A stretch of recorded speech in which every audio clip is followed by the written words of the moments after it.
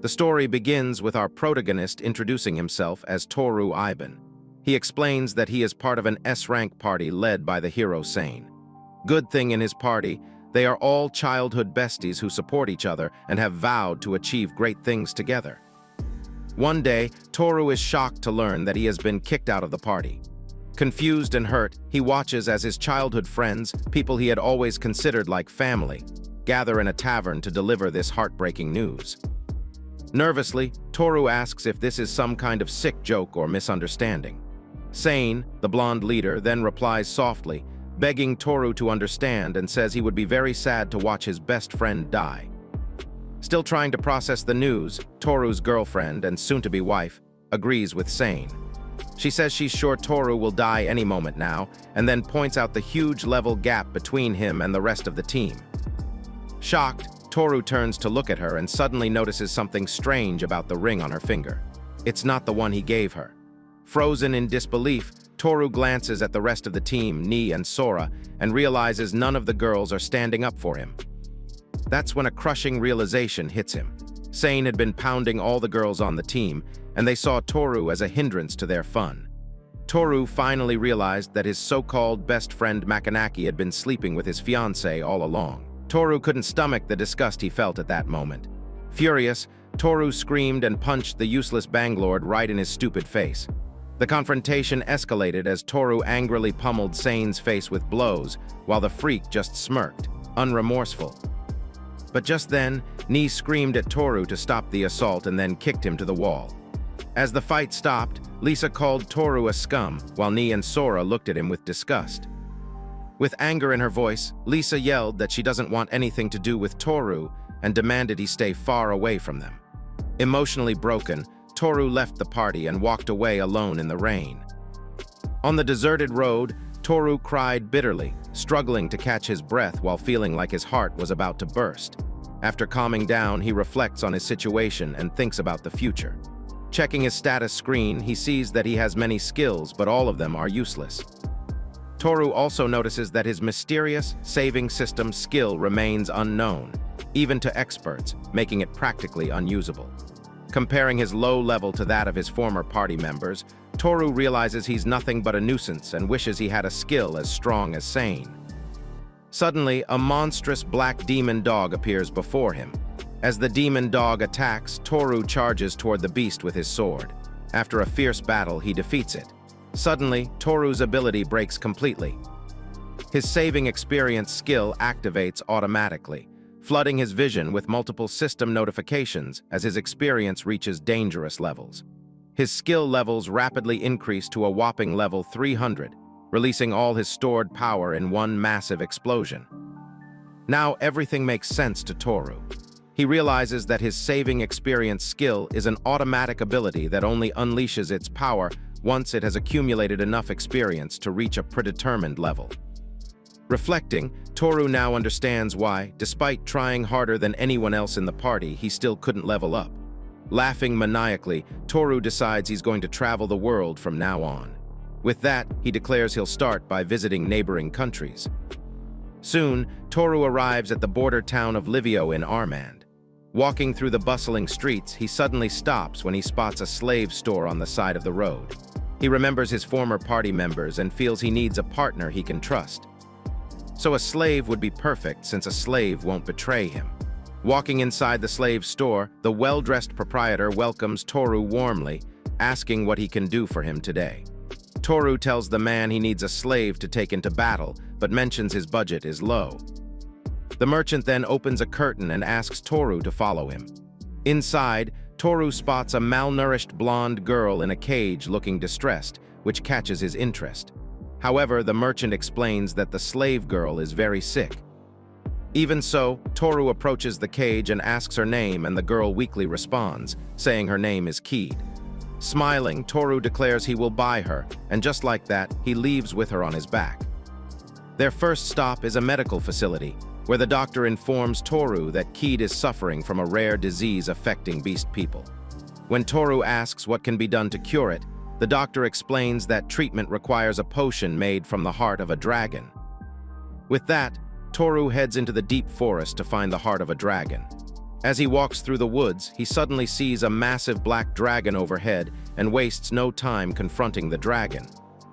He freezes at the sight of the towering monster, but as he remembers his sick slave waiting for him, his resolve hardens.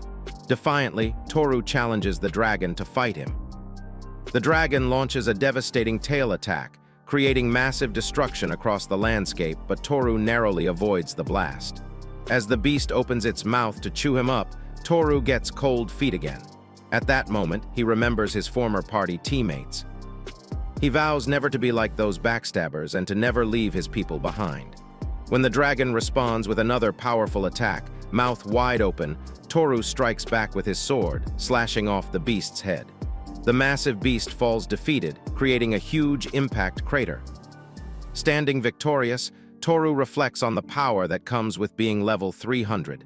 Later, back at an inn, Toru gives Keed medicine, telling her to drink it as it will make her feel better. Gratefully, the slave girl asks if he did this for her, and Toru confirms he got the ingredients and asked the old man at the pharmacy to create the medicine. After taking the medicine, Keed is put to bed to rest while Toru sits nearby, watching over her. Observing her condition, Toru notes it looks better, and it seems the medicine is working as she sleeps peacefully. Reflecting on the situation, Toru admits he has seen more power in himself than he ever thought possible and decides that from now on he must fight with caution, aware of the dangers that lie ahead. The next morning, Toru wakes up surprised to find Keed sleeping on the couch close to him. Carrying a box, he heads to the local bakery and asks the chef to prepare something for him. When the chef asks if the meat he brought is pork, Toru shocks him by revealing it's dragon meat. Shortly after, the chef prepares a delicious dish using the dragon meat, dragon steak and a hamburger. Toru takes a bite of the dragon steak and finds it delicious. Later, Toru takes some of the food to Keed in bed but finds her already awake and sitting up. While they eat, Toru mentions they will need to do something about her clothes. With Keed feeling better, he takes her to a convenience store and buys her a nice, trendy outfit. Afterwards, Toru decides to take her to the weapon store to get a weapon. Keed chooses 2 iron fans, which Toru thinks are a bit too large for someone her small stature. However, Keed quickly proves him wrong by performing a remarkable stunt with the weapons, shocking Toru and demonstrating her skill to wield them. Afterwards, they roam the street, and Toru catches Keed staring intently at snacks lined up at a street kiosk. He walks over and asks if she wants some. At first, Keed denies it, but then gives in, saying she would love some. Toru buys snacks for her, which makes Keed very happy, and she thanks her master cheerfully. However, Toru asks her not to call him master, which makes Keed emotional, thinking he wants to get rid of her. Toru then pats her head and reassures her that he isn't going to abandon her. He tells her he wants her to be by his side until the end of his life. Keed gets excited and vows to do anything for him as her master, and then they both laugh off the embarrassing moment together. Following that, Toru suggests Keed cut off her bangs. Keed agrees but points out she will need a pair of scissors to do it herself. Suddenly, Toru feels an intense surge of energy coursing through his body and wonders what it could be. Toru stares at his hand in shock as a powerful surge of electricity radiates from it. Keed watches her master with a frightened expression, unsure of what is happening to him. Suddenly, multiple system notifications flood Toru's vision in rapid succession. His skills have reached their maximum level and are being repaired. Another alert appears, announcing that his skill limit has been broken and new abilities, such as experience multiplier and magic lending, have been unlocked. Shocked, Toru studies his hands as intense energy pulses through his body, wondering how much power he has gained from this recent awakening. Meanwhile, Keed nervously stumbles back, scared for her life. After the intense power awakening, Toru turns and apologizes for scaring Keed, explaining that his skills just gave him more power and then asks if she's all right. Keed replies that she's fine and adds that her master is a great man, which makes Toru blush deeply. His status screen reveals that all his skills have upgraded to level 50. Confused, Toru wonders what's happening and why his skill levels suddenly jumped, since they used to be around level 10. However, he notices there are still 2 saving skills left and wonders what will happen when those activate. Following that, Toru asks Keed if there's anything she wants. Startled, Keed hesitates, unsure how to respond. Toru notices her nervousness and gently tells her she can speak freely. With that, Keed admits she just wants some soap. Shortly afterward, the pair arrives at a cozy inn with a large wooden bathtub. Keed looks a bit uncomfortable and asks Toru if it's okay for them to bathe together. Toru assures her it's fine, saying he has no interest in her scrawny body. Still, Keed looks uncertain about the arrangement but doesn't protest. Toru then tells her to sit down so he can wash her head first, but Keed reluctantly objects, saying she can't let her master do such work. When Toru insists it's an order, Keed obeys and sits. Toru gently washes her hair and notices her tail close to her cakes. He asks what breed she is, and she answers she's a fox. Suddenly, while washing her body, Toru accidentally touches her starter pack melons and both freak out. Toru immediately apologizes for the awkward moment, but Keed softly says she doesn't mind if that's what her master wants.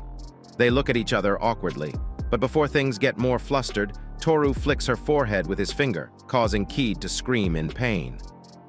While walking out of the bathroom, Toru turns and tells her that he'll think about her offer when God decides to give her a larger cup size.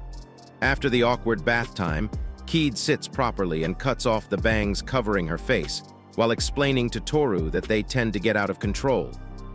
Toru watches her as she trims her hair and realizes he didn't know she was so beautiful in her cleaned-up state. Later that night, as they prepare to go to bed, Keed smiles peacefully and says she had a good time that day. Toru looks at her warmly and replies that he really hopes they'll have more fun the following day. The next day, Toru walks into the inn looking frustrated. When Keed asks what's wrong, he explains that the old man at the store got angry and charged him a lot of money for sword repairs. Confused, Keed asks for more details. Toru shows her his broken sword and explains his current problem. He narrates that the day before, while cleaning his blade, it suddenly broke. So he went to the weapon shop looking for a new sword. The merchant gave him the sturdiest sword in the store, but just as he picked up the blade and tested its weight, the sword also broke, surprising both him and the shopkeeper. After hearing his plight, Keed excitedly declares she has the perfect weapon for her master.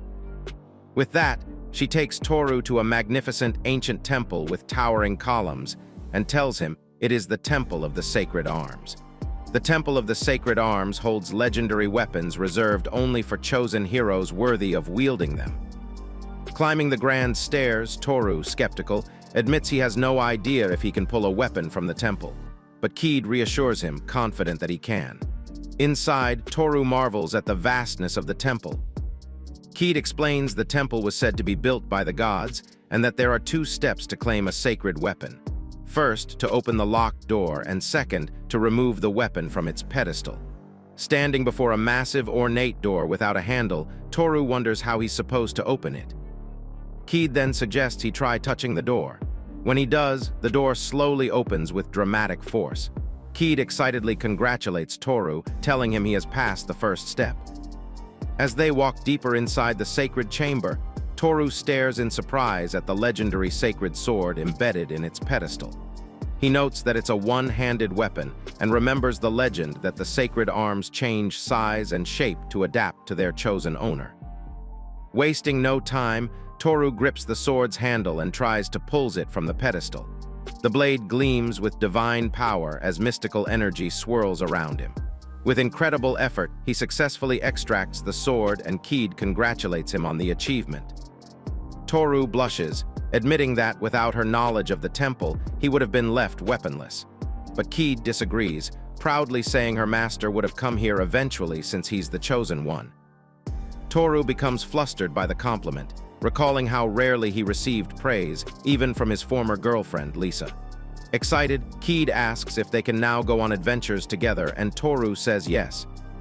Standing outside the temple, Toru announces that when they reach the city, they'll form a group and make their debut as adventurers. Meanwhile, in a lavish tavern room, Toru's former party members are caught up in a wild fiesta frenzy. The excitement runs deep until Lisa screams that she can't take it anymore, forcing Sane to pause for a moment. Reflecting on the situation with Toru, Sane calls him an idiot for not understanding what was really going on. According to Sane, he and Lisa had been clapping for a long time, but Toru never realized it. Shockingly, it's revealed that Lisa and the other girls never truly cared for Sane. Instead, Sane possesses a rare skill called the Demonic Eye of Lure, a powerful charm ability that manipulates the emotions and desires of the opposite sex. Before all this, Lisa, Nee, and Sora had chosen Toru over Sane, making Sane furiously jealous of Toru's natural charisma with women. Fortunately or unfortunately, Sane acquired the perfect ability to fix his past mistakes. Lisa, who once refused to look at him, became infatuated with him after his power activated. In the present, Sane declares that he'll have to fight the Demon Lord like a true hero sooner or later, and he's glad he no longer has that dead weight holding him back. The Dark Demon Lord is a terrifying beast that appears once every 100 years, but Sane is confident he can defeat it. But first, he must obtain several sacred weapons to continue his mission. Though it will be a lot of work, Sane is ready, knowing the fame and fortune will be worth it. If luck favors him, he believes he'll gain a harem of princesses. Laughing maniacally, Sane declares this is the best life ever. His demonic powers have given him everything he ever wanted through manipulation and control. The next day, Sane's expression shifts to shock as he realizes the dragon has already been defeated. He wonders who could have eliminated the monster. An elderly man informs him that when his party investigated the forest, they found the creature was already dead. Outside, Sane angrily punches a tree. When the girls ask if he's upset, he denies it, insisting he's fine. Faking a smile, he suggests changing their plans and moving on, now that the city is at peace. Hours later, Sane shouts in disbelief that the sacred weapon is gone. Inside the temple, he panics at the sight of the empty pedestal where the legendary weapon once rested. Lisa tries to calm him down, but Sane angrily slaps her, warning her never to touch him again or she will be dead meat. Deep in thought, Sane realizes that ever since Toru left the group, things have taken a turn for the worse and wonders if Toru might somehow be responsible for all that's happening. Still, he refuses to believe it, convinced that the one he's up against must be someone stronger. Putting the pieces together, Sane suspects the person who defeated the dragon and the one who took the legendary sword are the same. Swearing to end that person's life if they ever meet, he announces to the girls that they will head to the dungeon at NTR'd immediately. Nearby, a man quietly smoking his life away overhears Sane mentioning the dungeon and tells him someone was there just last month. Shocked, Sane stares at the man, unable to believe the dungeon has already been cleared. It is then revealed that a month ago, in the bustling city of NTR'd, Toru successfully obtained his adventurer's card and is ready to begin his new career. He reflects that his previous party, White Fang, was an S-rank group, but now he's back to B-rank. As Toru and Keed walk through the bustling entertainment district of the city, Keed mentions she's heard there's a dungeon nearby. Toru confirms he's heard the same and suggests they check it out the next day to start their adventure. Before that, Toru asks Keed if she knows anything about the dungeon, and she admits she doesn't know much. Toru then gives her a course 1 to 0 to 1 about dungeons and why adventurers go there. Furthermore, he tells her about the core stone located at the bottom, a valuable and rare material that many seek. The next day, Toru and Keed stand before the massive dungeon entrance, and Toru suggests they only explore the first floor since Keed is still recovering. With excitement, the two enter the dungeon together, beginning their first official adventure as a team. Inside the dungeon corridors, the pair encounter their first monsters and Keed uses her wind cutter technique to slice through the attacking monster rats simultaneously. Watching Keed battle, Toru admits he knew she could use magic but never expected her to be so impressive. After the fight, Keed checks her progress and mentions she's reached level 15 in just 1 hour of dungeon exploration. Toru is shocked by her rapid skill upgrade, but Keed says it must be because she's close to her master. Toru agrees, reasoning that his experience multiplier skill is also boosting her experience. They continue deeper into the dungeon and face 2 one-eyed attacking ogres. Keed swiftly takes them out by unleashing blizzard blossoms. The goblins freeze like popsicles and then shatter with a single strike. After the battle, Toru proudly praises Keed for handling all the monsters on the 3rd floor. But Keed insists that level 30 still isn't enough to be a proper rearguard and says she needs to get stronger for her master. Toru asks if she's not tired and suggests they've gathered enough materials for now, so it's time to head back home, to which Keed agrees. But as they prepare to leave the dungeon, they spot a rare item on the floor. Toru thinks it's trash, but Keed picks it up, revealing it to be a magic storage device for rare items with an incredible capacity of up to 100 items. Keed becomes excited about the discovery of the storage bag and insists they keep exploring the dungeon. However, Toru warns that they are running low on food and water and need to return to town soon. With a soft smile, Toru reassures Keed there is no need to rush, explaining that there are many ways to level up and improve her abilities. They activate the magical storage device by placing their sack of dungeon loot on top, and the item magically stores everything inside, showcasing incredible storage technology. Toru and Keed then make their way back through the dungeon corridors and exit into the bustling city streets. In a nearby cafeteria, Keed enthusiastically enjoys a delicious meal, happily commenting on how tasty the dish is. Meanwhile, Toru reflects on their successful day in the dungeon. They earned 120,000 coins from their adventure, marking an excellent first outing for Keed. Since Keed is enjoying the meal so much, Toru orders more food for the glutton using their dungeon exploration money. But Keed sweetly suggests they eat together, saying food tastes better when shared with someone special. Toru warmly accepts with a smile and thanks her. As they eat, Toru reflects on how meeting Keed has changed his life for the better. Since finding her, each day they spend together gets better and better. Under the starry night sky, Toru feels that if he continues this peaceful journey with his cute slave, he can finally fill the emptiness in his heart. The next morning, Keed urgently wakes Toru. Groggy, Toru wakes and asks what's wrong. As he slowly opens his eyes, he notices Keed's pimple-sized melons have suddenly become fuller. His eyes widen as he realizes Keed's appearance has somehow changed overnight while she was sleeping. Shocked, Toru asks if she's really Keed. Smiling, Keed confirms with a yes. Confused, Toru asks why she looks like Cardi B now, and Keed replies she just woke up that way. Toru can't wrap his head around the fact that yesterday Keed was just a pretty young girl, but now she's packing more cakes behind her than a bakery. When Toru wonders how this transformation happened, Keed explains she thinks it's due to her sudden level increase. Toru asks what she means by that, and Keed explains that when a youngster rises beyond level 20, their body rapidly grows overnight to balance out their increased power. Even so, Toru admits he didn't expect her to become such a beauty overnight and realizes he can't treat her like a child anymore. He covers his eyes and asks why she's naked. Keed nervously shows him that her clothes tore during the transformation. Toru then hands her his shirt, and Keed tries on the oversized garment.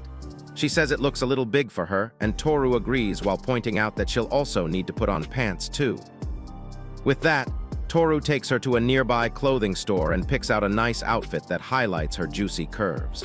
Walking through the busy city streets, Toru and Keed draw attention from passing men. Toru notices how really pretty his slave girl is, while a passerby comments on the beautiful woman in the city, saying he'd love to have a slave like her.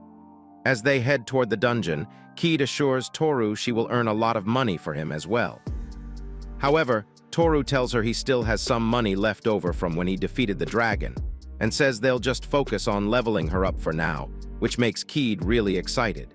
Soon after, the pair enter the grand dungeon with towering stone architecture. Suddenly, hordes of skeleton warriors emerge from the shadows, charging forward with weapons raised.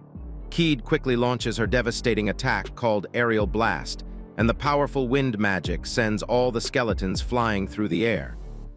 The rest of the undead aren't spared as Keed activates magical circles and launches spear daggers at them, scattering their bones all over the place. After the complete annihilation, Keed excitedly tells Toru that they did it. Toru, impressed, agrees. Lost in thought, Toru notes Keed's current level is now 50, and since the level needed for the 4th floor is only 15, the battles are so easy that he's getting sleepy. Keed notices Toru looking tired and asks if he's sleepy. Toru denies it at first, but then explains that since he woke up very early that morning, he's a little sleepy. Keed smiles and then kneels, gently patting her thighs to indicate she wants Toru to use them as pillows. Hesitantly, Toru agrees to rest a little. As he lays his fat head on her thighs, he notices how good she smells and thinks to himself that he will definitely have a sound sleep. A few hours later, Toru snaps back to consciousness and nervously thanks Keed. Looking around, he sees scattered bones of the undead and asks Keed what happened while he was asleep. Keed explains that the undead attacked during his nap, but she immediately dealt with them. Impressed, Toru notes she defeated the skeletons without even moving a muscle. Then he asks about her stats, but quickly adds that it's okay if she doesn't want to show him. Excited, Keed says she'd be happy to show him since she's his property, and then opens her status screen for Toru to check. Looking at her list of skills, Toru notices these are typical mage skills, especially the power boost, a rare ability every famous mage should have. After seeing Keed's impressive stats, Toru realizes she's going to be a big star. With no doubts left about her skills, he suggests they continue exploring the dungeon. Toru asks if she wants to go deeper, and Keed eagerly agrees as long as her master is okay with it. As the pair enter the 10th floor of the dungeon, they are suddenly attacked by vicious monsters, orcs, cursed skeletons, and minotaurs. Keed wastes no time launching her devastating aerial slash attack, cutting through multiple enemies at once. With the foes dealt with, Keed celebrates, noting that thanks to leveling up, her magic strength increases faster than the amount she uses. Suddenly, multiple shadow creatures emerge to attack them. Keed unleashes another powerful aerial attack, sending sharp wind blades through the air. The devastating gust obliterates all the goblin riders who were supposed to be pretty strong opponents. When they arrive at the 20th floor of the dungeon, they decide to rest and cook over a campfire. While they eat, Toru asks Keed what level she is now. She answers 150. Smiling, Keed compliments her master's soup, making Toru blush hard. Changing the topic, Toru asks if there are any tricks to utilizing magic. Keed says yes and explains that the most important thing is the image. She adds that if someone knows a spell well, they can use it under various conditions. Amazed, Toru imagines a flame and conjures a small one. But suddenly, his flame flickers weakly in his hand, and Toru complains that magic is quite difficult. However, Keed assures him that with constant practice, he will surely improve. Before long, the duo venture deeper into the 19th floor when suddenly a massive cyclops and an undead knight emerge and attack. Toru shouts for Keed to watch out as the monsters charge. Meanwhile, Keed calmly focuses her magic and unleashes a freezing spell, trapping both creatures in ice. The frozen monsters stand motionless like statues throughout the dungeon chamber. Relieved, Toru thinks to himself that she's already level 200 and wonders why he was still worrying about her. Finally, they reach the 30th floor and enter a vast chamber filled with magical floating crystals and mysterious dark pools scattered across the floor. Toru mentions that he can't sense any enemies and encourages Keed not to let her guard down. Looking ahead, Toru notices a strange, glowing, floating object. As they move closer, Toru excitedly announces that it's the core and says it looks like they've reached the end. Keed cheers in the background, celebrating that they completed the dungeon. Standing before the glowing dungeon core, Toru hurriedly suggests Keed should touch it since he didn't do much this time. But Keed declines, saying it's thanks to her master that they made it this far. Gratefully, Toru thanks her and starts to move closer to the core. As he places his hand on the core, he reflects on how he has always dreamed of completing a dungeon since he was a young boy and wonders what kind of reward they will get. Suddenly, ancient symbols appear, glowing brightly as the reward for completing their first dungeon materializes before their eyes. Suddenly, Keed calls out to her master with concern. Toru wakes up, confused about what happened. Keed asks him to look up, and when he does, he realizes they are at the bottom of a hole. Apparently, the dungeon has disappeared after they cleared it. Confused, Toru wonders where the dungeon could have possibly gone. Meanwhile, Keed notices the ring on her master's finger and asks if he wore that ring before. Toru examines the mysterious ring and wonders if it's some kind of reward for clearing the dungeon. Keed mentions she has the exact same ring on her finger too. Suddenly, multiple reward notifications appear before them, congratulating them for traversing the Luntata labyrinth. According to the notifications, the first Fast Clear privilege grants them a ring of disguise, while the second Fast Clear privilege awards them a dungeon permit. Looking at the Ring of Disguise, Keed realizes it seems to have the power to conceal their status. Toru agrees, noting that both rings are high-level and could prove very useful. Following that, Toru suggests they leave the dungeon as soon as possible, and Keed agrees. However, she's skeptical about whether they can make it out of the deep hole. Catching Keed off guard, Toru carries her like a princess and leaps high toward the surface. As they near the top, Keed nervously tells Toru they can't make it and will fall. Toru quickly stops the fall by stomping his leg against the wall, propelling them upward. Fortunately, they reach the surface safely. Toru immediately suggests they get away before things get messy, and Keed agrees. 2 days after leaving the Luntada dungeon, Toru and Keed head to the city of NTR'd. On their way, they reach a massive structure built into towering cliffs. The ruins belong to an advanced civilization that once flourished here, created by the Great Races. Since they are on a long journey, Toru declares they can't miss visiting such places as the ruins hold a special kind of romance for him. While enjoying the sightseeing, Keed asks Toru if he has a name in mind for their party. Toru thinks deeply before suggesting they call themselves the Roaming Brigade. Keed then asks if the party will consist of just the two of them, to which Toru mentions that the number may increase later. Keed happily agrees, saying it's settled. As Toru is about to ask Keed how she became a slave, her fox ears suddenly twitch at a sound. Looking ahead, they see bandits on horseback speeding after a merchant's moving carriage. Urgently, Toru shouts that they must help and immediately chases after the bandits. It doesn't take long for Toru to catch up to the lead bandit and, with tremendous force, crash him to the ground. The other bandits are forced to halt their hot pursuit and demand to know who Toru is.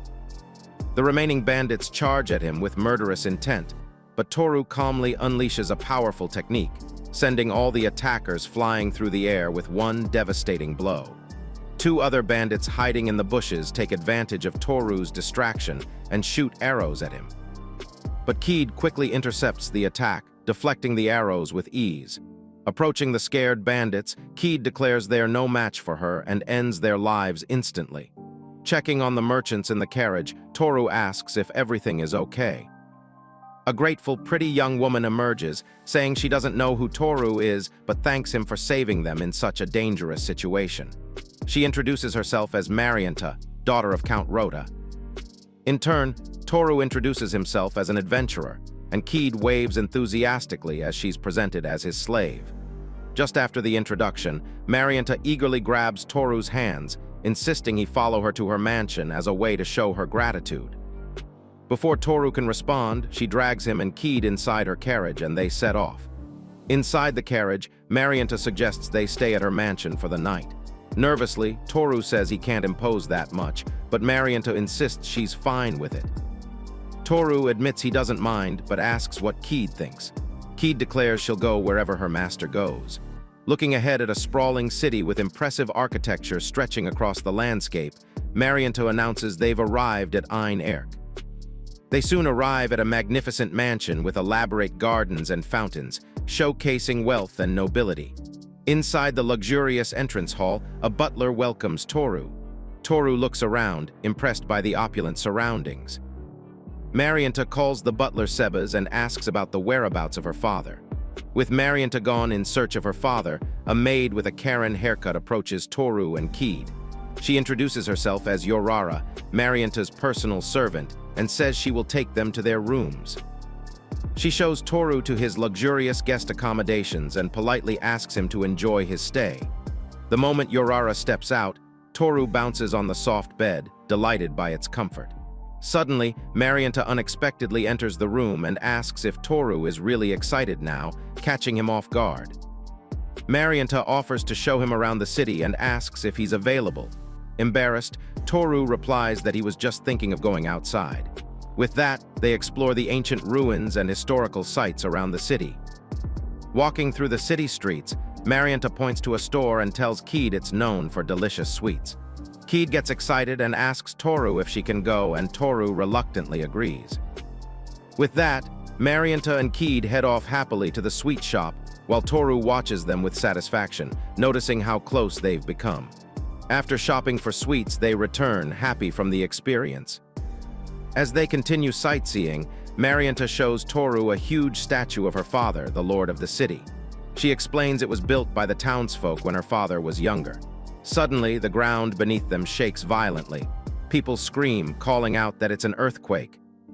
Before they can fully process what's happening, a massive creature bursts out from under the statue, completely shattering it to pieces. The monster's enormous tentacles begin terrorizing the peaceful streets, grabbing passers-by, including Marianta. Frantically, Toru screams Marianta's name, unable to believe what's happening. The tentacled beast, still gripping the civilians, heads back into the hole. Urara runs toward the opening, desperate to save Marianta from the monster's grasp. Toru and Keed follow closely behind, and Toru asks to join her. As they all fall into the dark abyss, Urara smiles confidently, appreciating the backup. When they hit the hard floor of the deep hole, Keed uses her magic to create a cushion, softening their landing. After which, she summons a glowing orb of light to illuminate their surroundings. Looking around, they see towering stone architecture and two giant ancient statues guarding the passageways. Toru wonders what this strange place could be.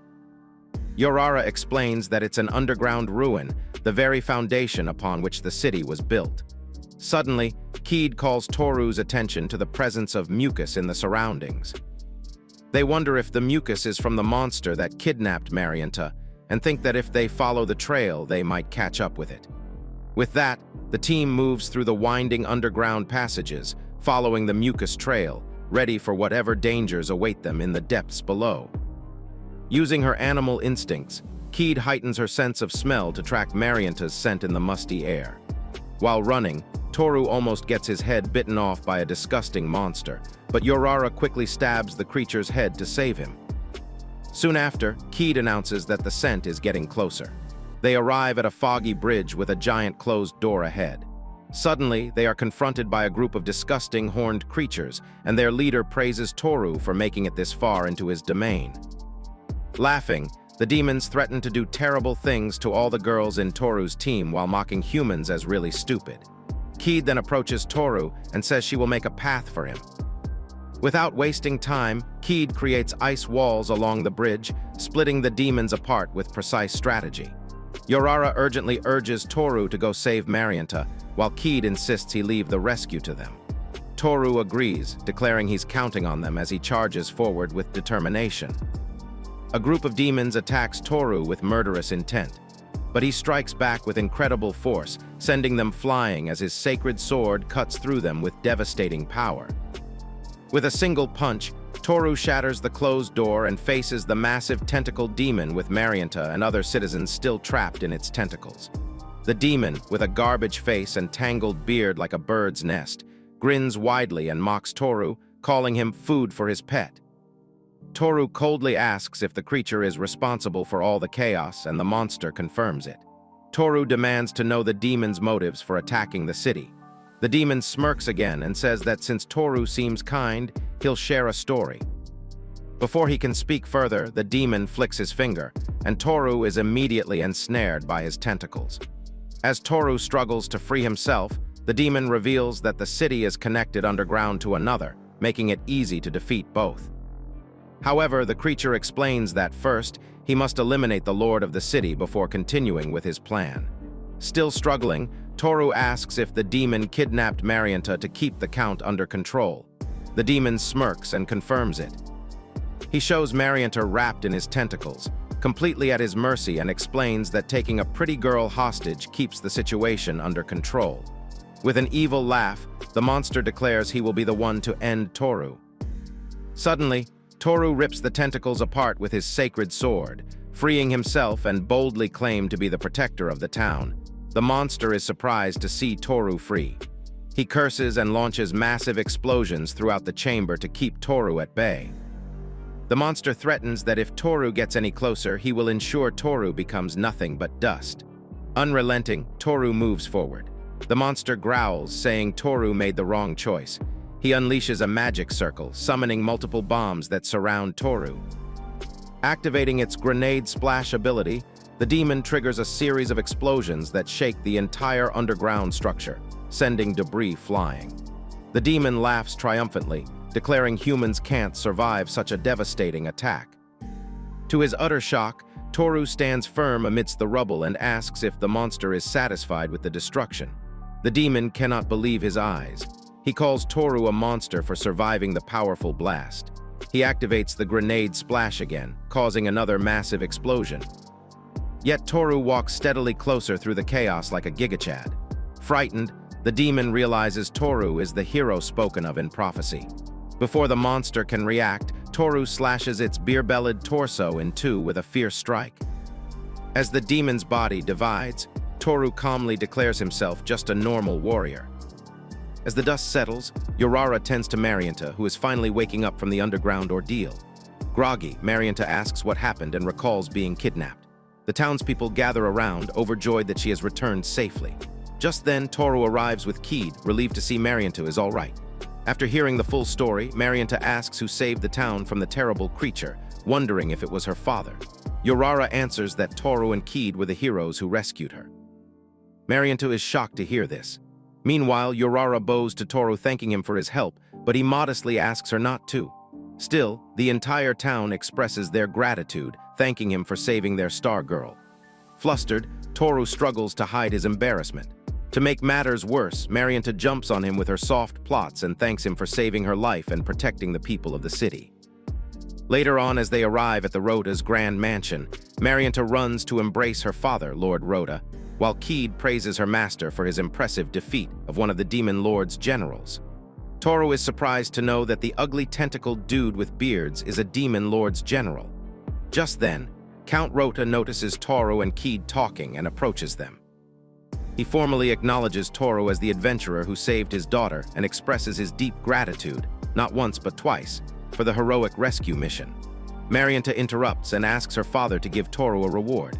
Count Rota considers his daughter's suggestion, but admits he isn't sure what someone like Toru would want as a reward for such heroic deeds. Suddenly, Urara interrupts, saying she has an important message for the Count. After whispering in his ear, Count Rota looks at Toru with surprise. He learns that the enemy Toru defeated is one of the Demon King's top generals. That changes everything, the Count says, then asks Toru if he plans to go to the capital. Toru confirms, and the nobleman replies that he will send a letter right away. He also insists Toru stay for a while so Marianta can show him around the town.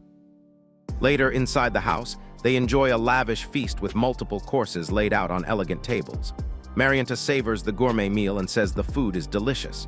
While they eat, Toru asks Marianta for permission to explore the underground ruins. Marianta is shocked to hear he wants to return to such a dangerous place. Toru explains that as an adventurer, he has a strange interest in the unexplored ruins. Marianta gets excited and insists she will go with him. Urara and Keed disagree, worried that Marianta might get hurt.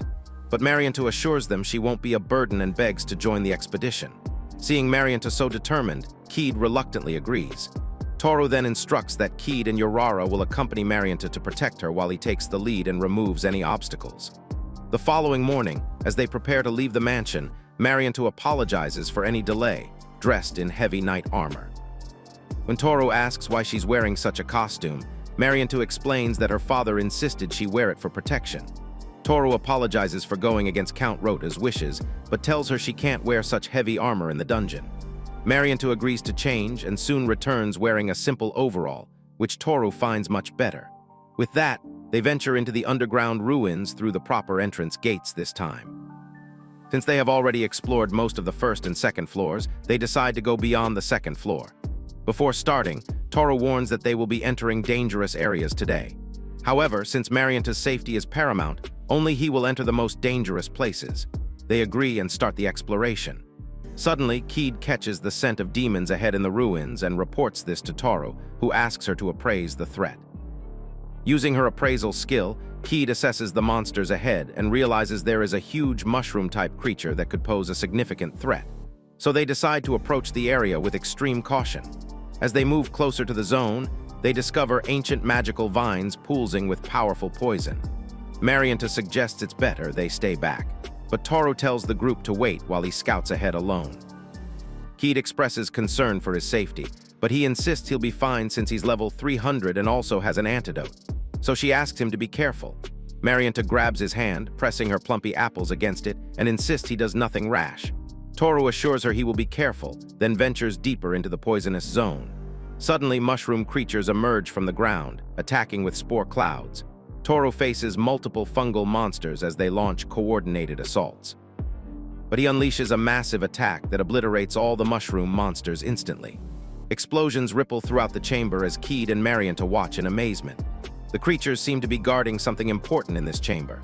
But Toru finally gains entry to a room that appears to be an abandoned laboratory or workshop. Inside, Toru discovers various magical equipment, mysterious bottles, books, and alchemical apparatus from ancient times. He then finds a bottle with a strange elixir that might prove useful. The girls follow him into the mysterious workshop, eager to see what he has found. Toru excitedly shows them the elixir and a key that opens a secret chest. The girls are impressed, especially Marianta, who grabs Toru's hand excitedly. But Keed, with a hint of jealousy, restrains her from smooching her master. Afterwards, the team moves to the second floor. Using a detailed map of the area, they discover many unexplored sections. Toru explains that this floor used to be an underground fortress hiding dangerous secrets. Marianta then interrupts, asking Toru to teach her how to fight properly. Toru declines, saying he invited her to join but not to fight. Marianta begs, admitting she is tired of feeling weak compared to others. She even tries to convince Keed to help train her. But Urara rushes over, telling Marianta to stop bothering the guest.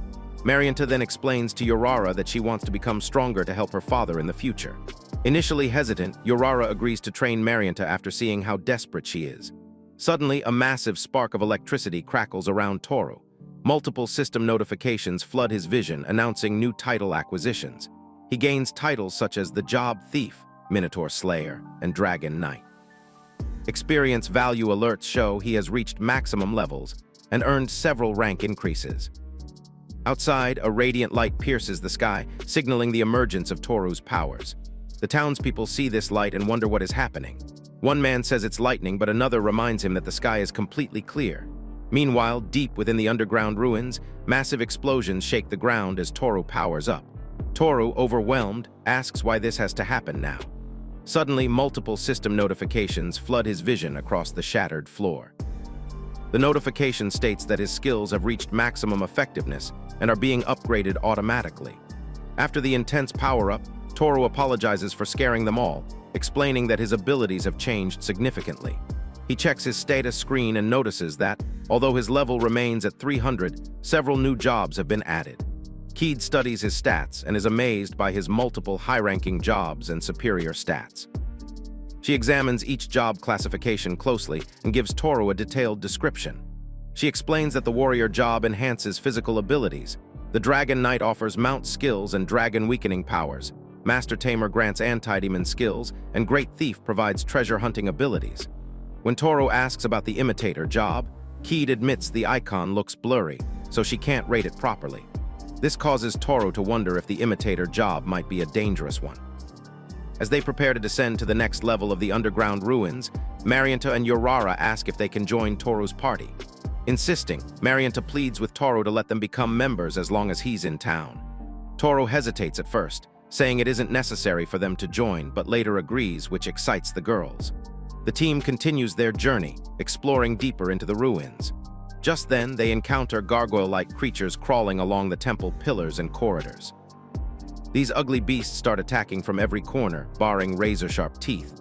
Marianta almost loses her flawless face to a hungry monster, forcing her to close her eyes in fear. But in that dire moment, Toru intercepts the attack just in time, slashing the creature in two and saves her. Following the attack, Toru warns Marianta never to close her eyes during a fight. Keed, on the other hand, casts an ice spell that launches a devastating ice needle attack, piercing through multiple monsters. Urara isn't left out of the fun as she takes down a gargoyle by twisting its neck like a seasoned assassin. Despite their efforts, the team faces an overwhelming number of gargoyles emerging from every direction, which causes Marianta to panic. But Toru encourages her to be more confident at her current level, and she shouldn't be afraid of her opponents. Instead of panicking, he advises staying calm and following their movements, as that is the only way to defeat the gargoyles. To demonstrate, Toru spots an incoming gargoyle and calmly grabs the monster's hand. He crushes it, then forcefully slams the monster into the rest of the attacking gargoyles, obliterating them instantly. Toru flashes a confident smile and asks Marianta if she can handle the freaky monster alone now. She says yes. The team rallies together, ready to support her. Suddenly, the ruins collapse around them in a massive explosion of debris and dust as the final gargoyle boss arrives. As the massive demon spider-like boss prepares to attack, Marianta wastes no time and leaps into action. The beast shoots laser cobwebs at her, but Marianta dodges with precision and finally strikes the monster with her sword, eliminating it instantly.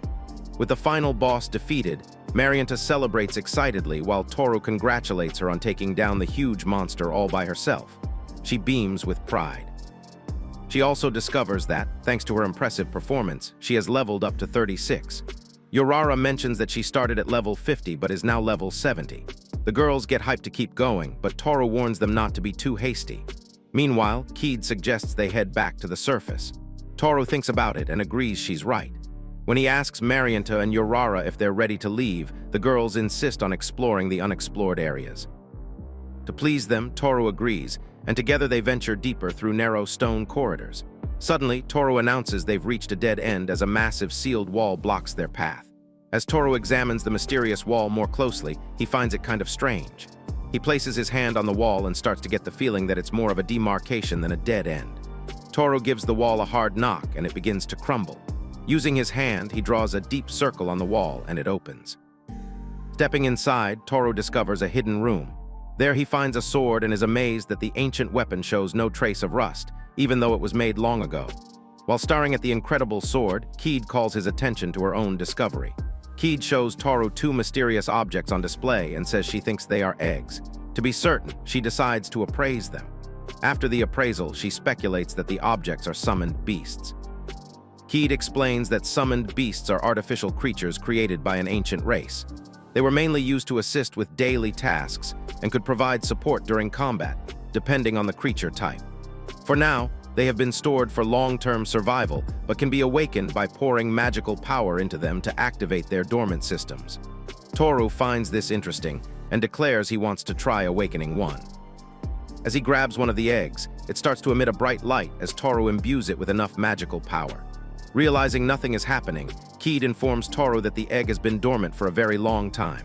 With that in mind, Toru decides to take it more seriously and pours even more magical energy into the egg. The ancient chamber fills with magical power and steam as the girls watch in awe at the overwhelming energy.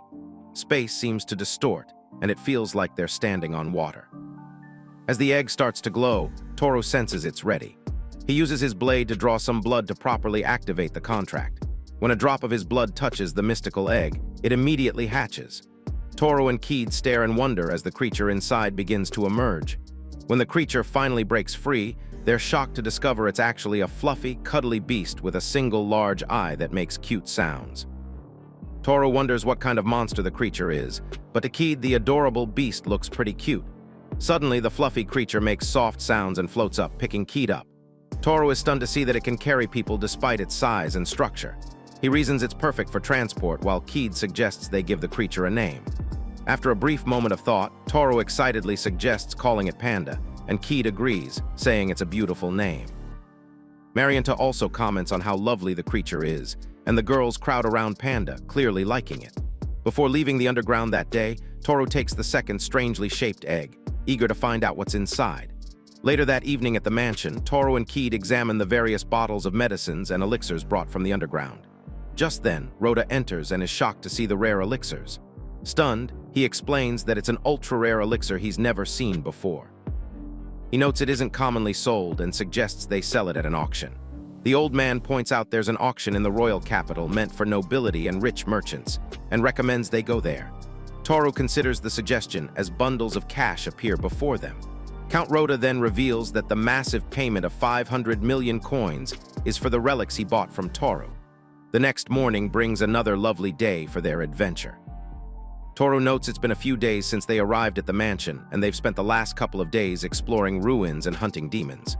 With that, Toru decides it's the perfect day to continue their journey forward. Thanks to their time at the mansion, Marianta is now level 100, and Urara is at level 80, giving both girls the power of heroes.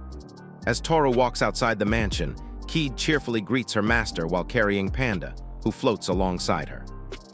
Together, they leave the mansion to continue their journey. Outside, they meet Marianta and Urara, who are ready to say their goodbyes. Marianta asks Toru if he's really going to leave today. Toru replies that he would have loved to stay, but recalling a flashback of Lisa and Sane together, he reflects that there's still a hole in his heart, and that's why he has to go.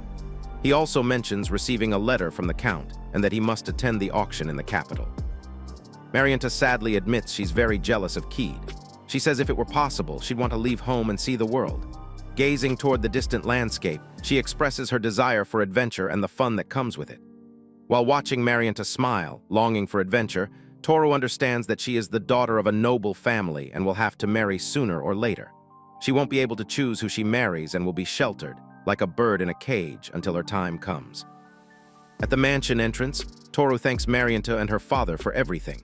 In turn, Count Rota expresses his gratitude, saying it's all thanks to Toru that his daughter is alive.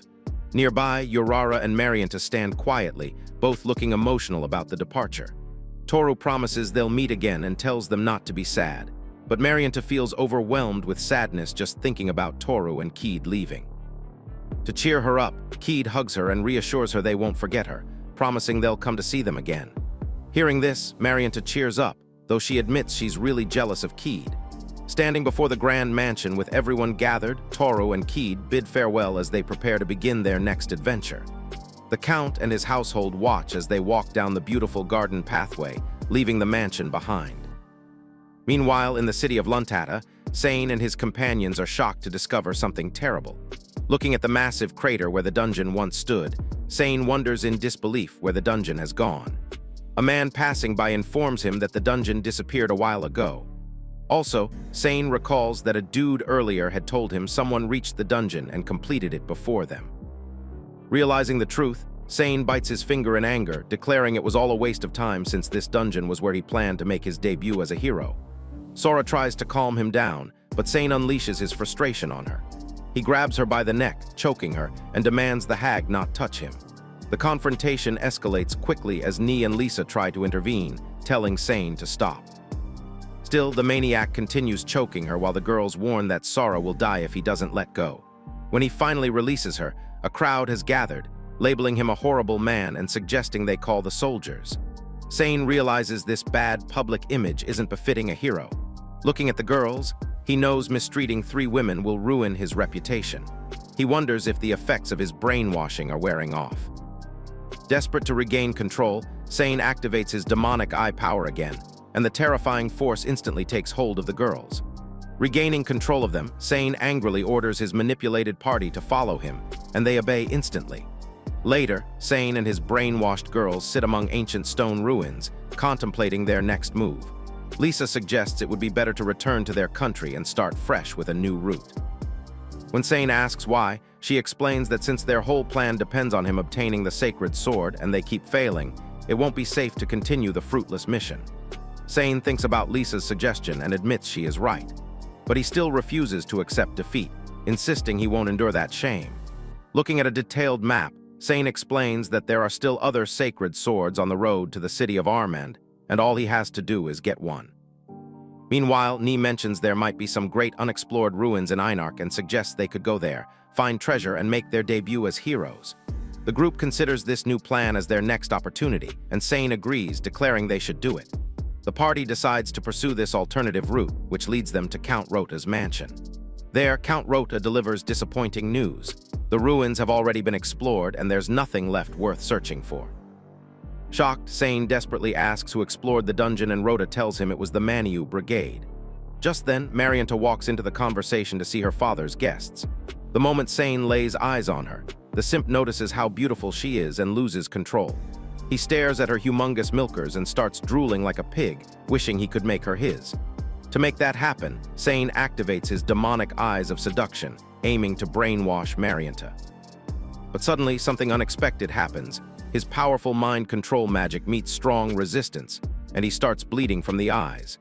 A system notification appears, announcing that since the target's level is higher than the owner of the magic eye, it cannot take effect. Realizing the stranger has evil intentions toward her, Marianta wastes no time drawing her blade to his neck and demands to know what the heck he just did to her. Sane becomes terrified for his life and opens his mouth to speak, but can't form a comprehensible sentence. Count Rota calmly observes the situation and then tells Sane that, although he claims to be the hero, God supports those who have earned it through hard work.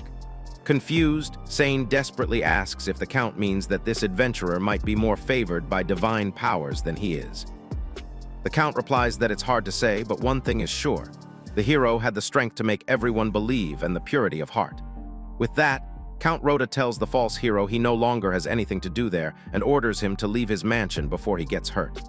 Enraged by the humiliation, once outside the mansion, Sane screams angrily that nothing seems to be working, even though he is the hero.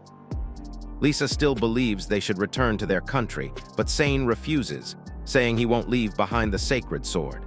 Determined to prove himself, Sane declares they are going to Armand for the sacred sword and orders the girls to follow him.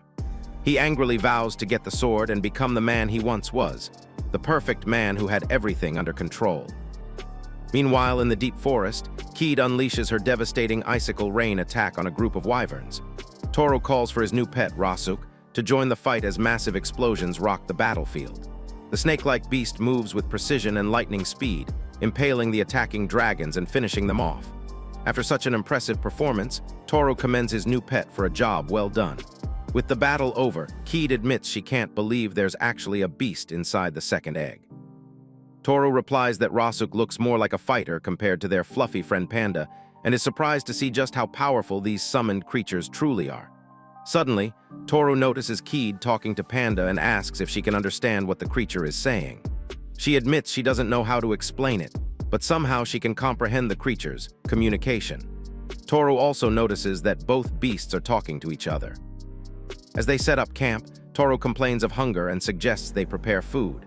Keed agrees and eagerly volunteers to cook this time. Toru is clueless when she actually learned to cook, but reluctantly agrees to let her handle it. Keed seems thrilled at the opportunity to cook for her master. She even puts on an apron and asks Toru what he thinks of how it looks on her. Toru admits it's nice, but wonders if the food she's about to prepare will be just as good. Keed begins preparing an elaborate meal, starting with disemboweling the devil bullfrog they caught. The outdoor cooking adventure continues with Keed adding various ingredients, some living water drake for seasoning, plus scutellaria for the soup base. Keed demonstrates impressive cooking knowledge as she works, carefully placing everything into the pot. However, as the cooking progresses, things take an unexpected turn. The mixture bubbles and the color changes dramatically to purple. With the food ready, the moment of truth arrives as Toru prepares to taste Keed's cooking experiment. As she serves her master her special delicacy, Toru stares in horror at the questionable food. He starts sweating bullets, knowing he's about to eat a disgusting nightmare. Summoning his courage, Toru closes his eyes and takes a bite. But his eyes widen when he realizes the food isn't bad at all. In fact, it's actually good. Keed gets excited that her master loves her cooking and hugs him. Grateful, she promises to do everything to help him, and Toru thanks her. Lost in the moment, Toru pats her on the tail, which makes Keed feel an intense rush of emotions. She then kneels before him and with a seductive look calls him Master. Toru freezes in shock, noticing how turned on his slave girl is, and is unable to move. He starts imagining Lisa taunting him for buying a slave girl to satisfy his pleasure because she dumped him. Toru panics and quickly snaps out of it, saying he'll eat some more food. As Keed happily moves to get him more, Toru sighs in relief that he didn't give in to his instincts. Even though he reasons that Keed would probably be okay with the 50 Shades of Grey vibe, Toru resolves he's not going to treat her like an object for his pleasure. Suddenly, Keed alerts Toru to danger nearby. They're being attacked by another group of menacing wyverns. Toru speculates it's probably because of the smell of Keed's disgusting food. Keed points out that this group of wyverns is actually bigger than the last, but Toru is confident Rasuk can take them down. With that, he unleashes Rasuk on the wyverns. The beast doesn't hesitate and quickly takes down the big foes with tremendous stabbing force. Before long, Toru and Keed arrive in Armand, the city capital, for the auction. Since there are many famous sites to visit, Keed mentions she's looking forward to seeing them. However, Toru points out they need to deliver the letter Count Rhoda asked them to. The letter is meant for a man named Jonathan, who runs a shipping business and is well known in the royal capital. While searching for Jonathan, they suddenly hear people screaming about a beast attached to a carriage that's on a rampage. A group of hero wannabes immediately spring into action, chasing after the beast and shouting at Toru and Keed to get out of the way. The scarecrow-looking twins step in front of the incoming beast, ready to play heroes. These ugly-looking twins are famous adventurers called the Saul brothers, and the crowd cheers, relieved they are saved. The The Saul brothers mock Toru, calling him a weakling for relying on the protection of a female slave. This pisses Keat off, and she moves to freeze the idiotic brothers, but Toru asks her to let it go. At that moment, the beast charges at the Saul brothers, who try to stop it with all their might. At first, it seems like they've succeeded, and they smile smugly. But to their shock, the ferocious beast sends them flying and continues charging uncontrollably toward the village. The beast is about to run over a mother and her child, but Toru steps in front and, using his impressive tamming powers, stops the monster. The villagers are in utter shock, unable to believe what they're seeing. Before their eyes, Toru pets the monstrous beast and calls it a good boy. Just then, a bald merchant riding in the carriage approaches Toru and thanks him for saving his life. Toru brushes off the thanks and asks the merchant if he knows anyone named Jonathan. Shortly afterward, inside a castle, a man with a mustache introduces himself as Jonathan and asks for the letter from Count Rhoda. Toru hands over the letter, and after reading it, Jonathan promises to carry out the Count's request. When Toru asks what the request is, Jonathan says he can't tell him yet and asks Toru to come back the next day. He promises to reveal the request then, but advises Toru to dress more presentably, leaving Toru confused about what the request might be. What surprises awaits Toru in the capital? Comment "Betrayed Warrior" if you're hyped to see what happens next in Part 2. If you enjoyed this video, drop a thumbs up and don't forget to subscribe for more awesome content. Thanks for watching, as always.